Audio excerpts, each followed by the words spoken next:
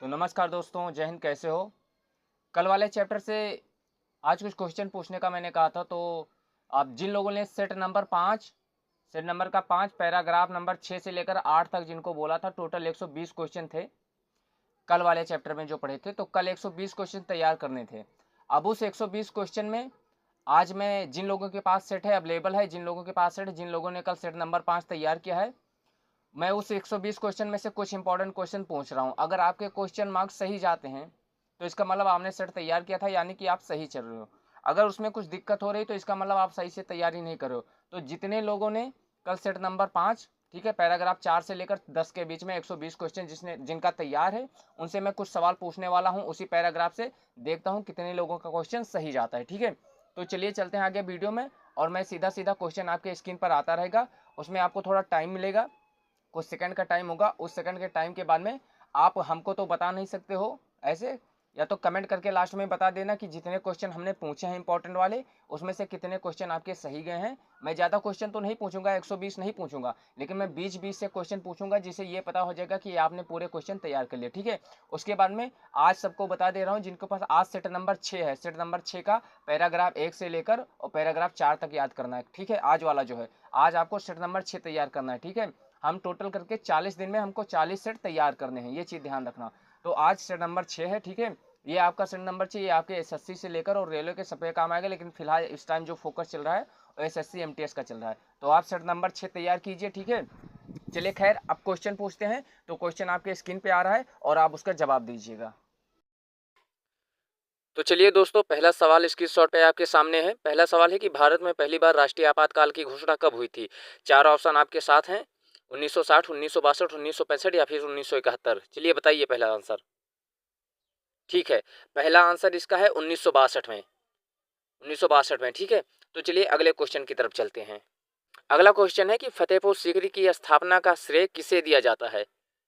चार ऑप्शन है: जहांगीर, शाहजहां, अकबर या बाबर।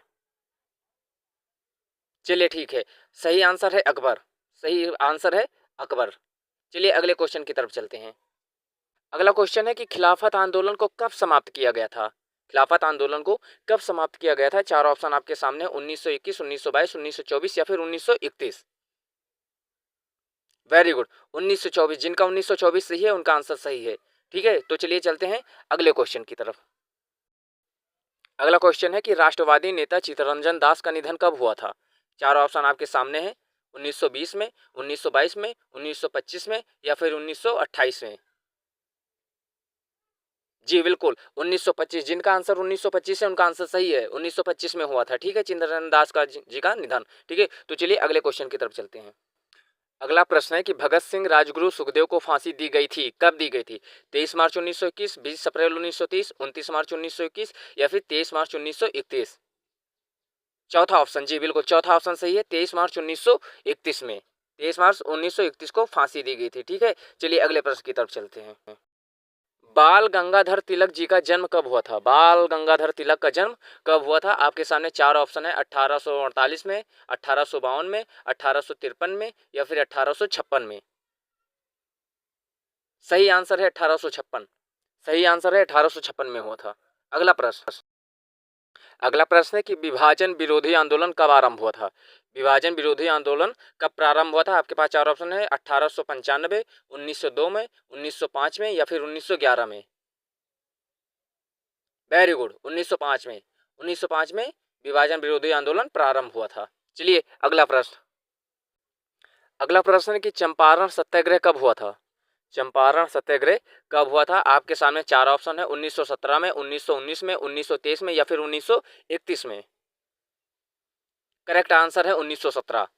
सही आंसर है 1917 में हुआ था। चलिए अगला प्रश्न। अगला प्रश्न है कि रोलेट एक्ट कब लागू हुआ था?